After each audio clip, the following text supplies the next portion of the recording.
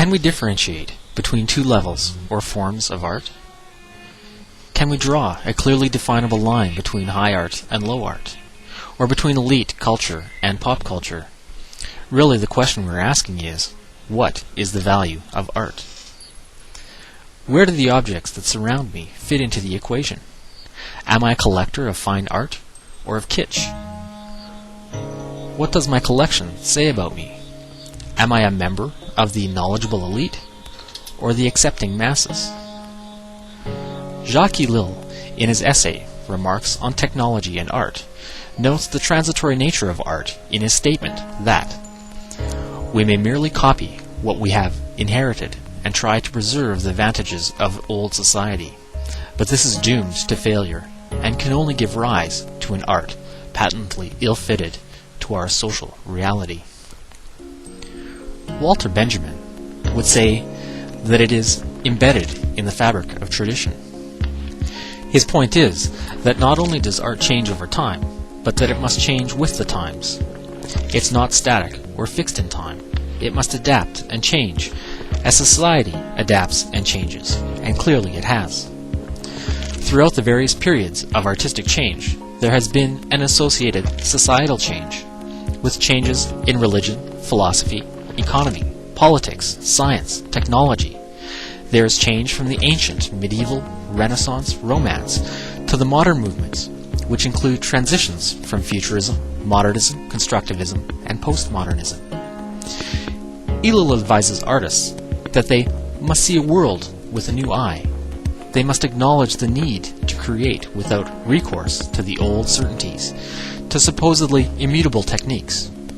Technology's destruction of tradition forces artists to invent a new aesthetic. In this constant change or flux, how can we differentiate and define what high art is? It would seem to be ever-changing.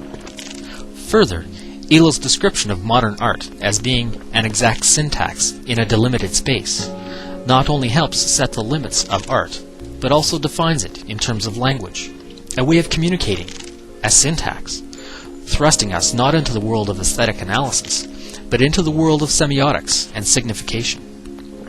Can there be high art and low art if training and technique are not the unique critical features, but instead cultural sign is? If meaning is key, how do we differentiate between the quality of meaning? High art, low art, elite art, pop art, it all becomes a reflection of the society that it has risen out of. If the experience of art is based on sign rather than technique, the fundamental experience is not only that which is transmitted by the artist, but the key to the meaning of the art is what the viewer assigns to the sign which they are presented. Does this mean that the distinction between what is high art and low art is merely ascribed by the viewer?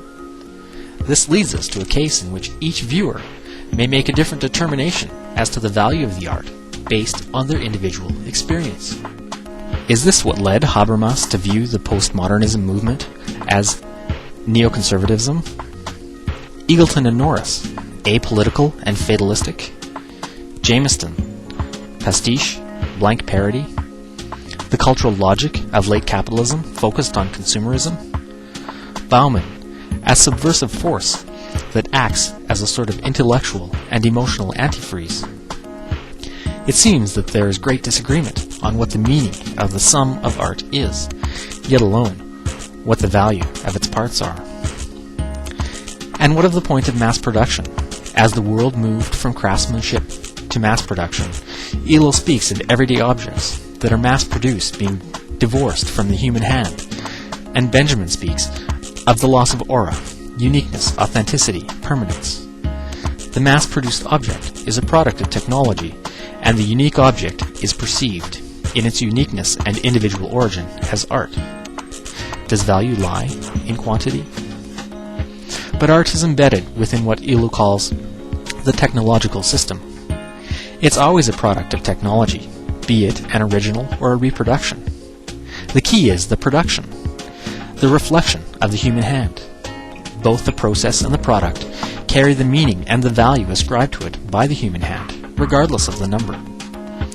So what's the value of the works displayed in the background throughout this presentation? The chair is loose reproduction based on a design displayed at the Art Institute of Chicago. Over 75 years separates their production, and they vary considerably in construction and material. What is the value of each?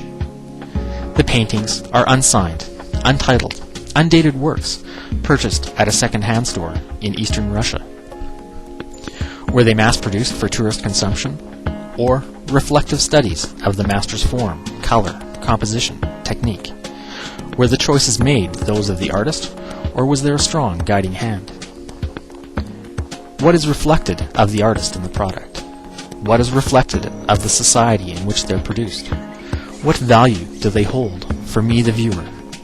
What images, memories, and emotions do these objects conjure up in me? What meaning and value do I assign them?